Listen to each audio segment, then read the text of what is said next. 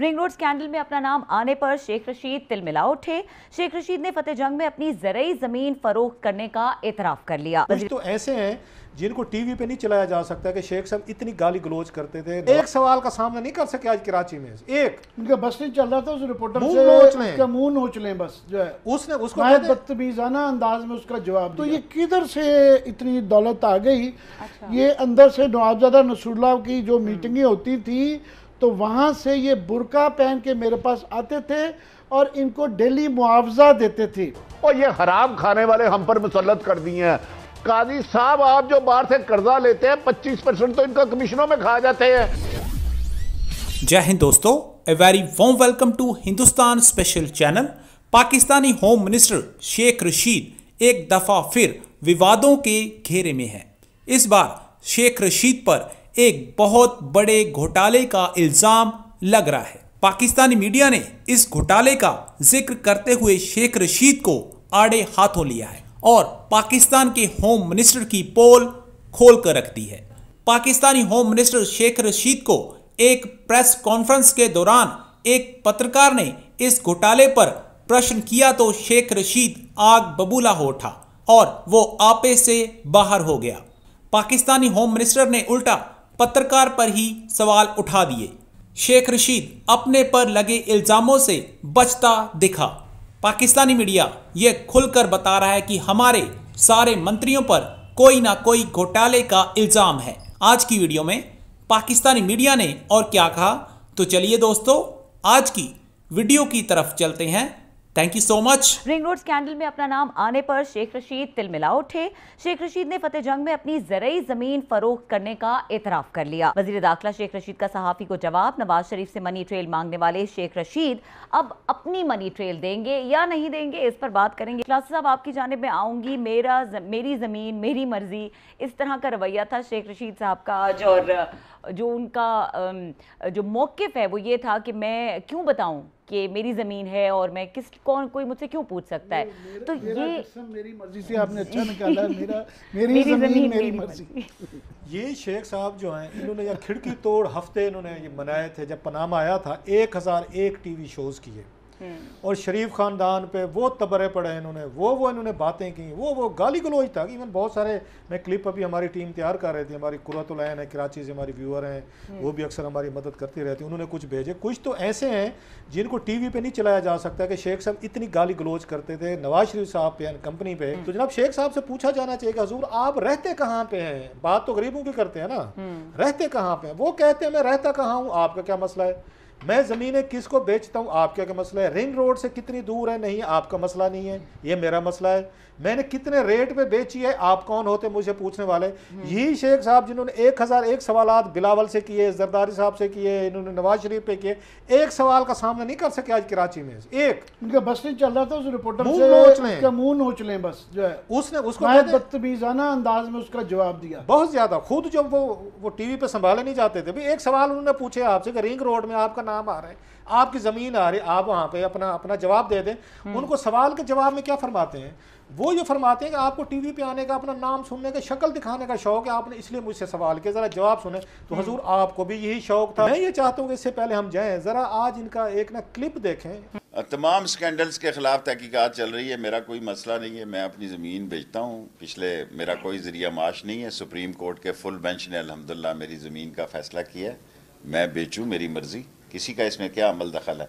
कोई ring road से तो वो पता नहीं कितने, मुझे ये भी नहीं पता वो कहाँ होगी। वैसे ही अगर आपको शौक़ है ख़बर में सवाल बनाने का और आपकी ख्वाहिश है कि आप नज़र आए तो ठीक है। मेरी ज़मीन मेरी मर्ज़ी, मेरा अकाउंट मेरी मर्ज़ी, मेरा पैसा मेरी मर्ज़ी, ये हमारे जो मुल्क के सियासतदान हैं, जो लीडर्स हैं, उनका ये रवैया है। तो फिर मुझसे भी ना कोई पूछे, आपसे भी ना कोई पूछे। हुजूर फिर आप घर बैठे हैं, आपके ड्राइवर से कोई नहीं पूछता, आपके मालिक, कुक, आपके मुलाजमीन से कोई नहीं पूछता। ये बड़ा स्कैंडल जिस वक्त इसका रेट निकला और निकल आएगा, हम आपके सामने लेके आएंगे। तो बड़ा सिंपल सा सवाल है, इसमें गुस्सा करने की क्या बात है? और आराम से हम शायद उसको इग्नोर करते, अगर वो कॉन्फिडेंटली 2-4 बातें बड़े आराम से बताते तो शायद हम शक ना करते। पर अब हम ज्यादा जरा मशकूक हो गए। ये जो है अगर जरिया मुआश नहीं है तो ये हमें ज़रा एक्सप्लेन कर दें, ये 1100 कनाल का ये फार्म हाउस आ कैसे गया, तो ये किधर से इतनी दौलत आ गई, जो मैं कहना नहीं चाहता था क्योंकि मगर उन्होंने मेरी सख्त बातें आज की हैं, बड़ा उनका रवैया बहुत सख्त था, तो मैं भी इसलिए याद करवा दूं कि ये मेरे अल्फाज नहीं है, ये मुस्तफ़ा खैर साहब के साथ इन्होंने इस तरीके से उनके मतलब कुछ कहा था फ्लोर ऑफ द हाउस पे कौमी असम्बली के। उन्होंने आगे कहा, उन्होंने कहा जनाब ये जो शेख रशीद साहब हैं, जब मैं पंजाब का गवर्नर था तो ये हम मेरे मुखबर होते थे। अच्छा। ये अंदर से नवाबजादा नसरुल्लाह की जो मीटिंगें होती थी तो वहाँ से ये बुरका पहन के मेरे पास आते थे और इनको डेली मुआवजा देते थे। अच्छा। ये मैं नहीं कह रहा, ये मैं नहीं कह रहा, वो कह रहे हैं मेरा कोई जरिया मुआश नहीं है, जमीन उसी से खरीदी। ये मैं कह रहा हूँ उनका जरिया मुआश जो है मैंने नहीं, on the floor of the house record पे है, ये कहा है कुछ और भी कहा था जो हम कह नहीं सकते, कुछ और भी कहा था, इससे भी ज्यादा अल्फाज है कि वो पार्लियामेंट हालांकि फ्लोर पे कहे हैं, वो मैं नहीं कह सकता, वो मैं नहीं कहूँगा। ये मैं आपको बताऊं कि अगर आप देखें और जो आखिरी रिपोर्ट आई थी उसमें जो मिलिट्री का जो था बजट उससे कहीं ज्यादा कारपोरेट वारदात थी जिसको ये प्रिजाइड ओवर करते हैं, ये एस्टेब्लिशमेंट से लड़के हमें अपने हकूक देंगे, तो ये अपने खाने पीने की लड़ाई पे लड़ रहे हैं जनाब। और ये जो 360 फिगर है इट्स अ पीनट।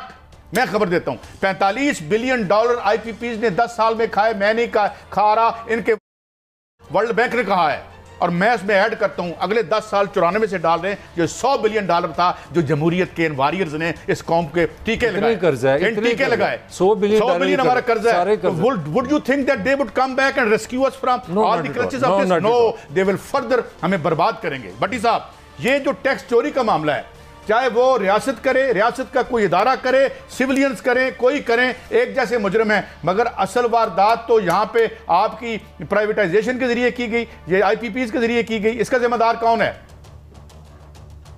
अच्छा काई साहब, मुझे 1 मिनट दे दीजिएगा, मैंने थोड़ा सा एक बिजनेस भी किया। एक तो 90% बिजनेसमैन मैं बताऊं पूरा इनकम टैक्स देते नहीं, मैं लफ्ज इनकम टैक्स कह रहा हूं, मैं चैलेंज कर रहा हूं, ले आए सबको, आपके कमर्शियल मीटर कितने लगे हैं और टैक्स फाइलर कितने हैं। आप बिजली चोरी उस वक्त नहीं कर सकते जब तक बाप आपके साथ ना मिलाओ, आप रेवेन्यू में चोरी नहीं कर सकते कि सरकारी अफसर ना मिलाओ, आप स्मगलिंग नहीं कर सकते जब तक कस्टम ना मिलाओ। और ये हराम खाने वाले हम पर मुसल्लत कर दिए हैं। लेकिन एक कड़वा सच है कि मुल्क के हर जगह पे स्मगलिंग का माल आम बिक रहा है और स्मगलिंग हराम है, नजायज है। दूसरा, आपके ये जो हराम खाने वाले अरबों रुपए खरबों रुपए बाहर ले गए, वो मेरे और आपके जो बड़े ठेके लेते हैं, मोटरवे बनाते हैं, ऑरेंज ट्रेन बनाते हैं, इसमें खरबों रुपए करप्शन करते हैं। काजी साहब, आप जो बाहर से कर्जा लेते हैं 25% तो इनका कमीशनों में खा जाते हैं, आगे ठेका जाते जाते असल लोगों तक, अवाम तक। तो आप इस गंद को साफ करना होगा क्रॉस दी बोर्ड, अदरवाइज ये आपकी रगों में, पाकिस्तान की रगों में घुस चुका है।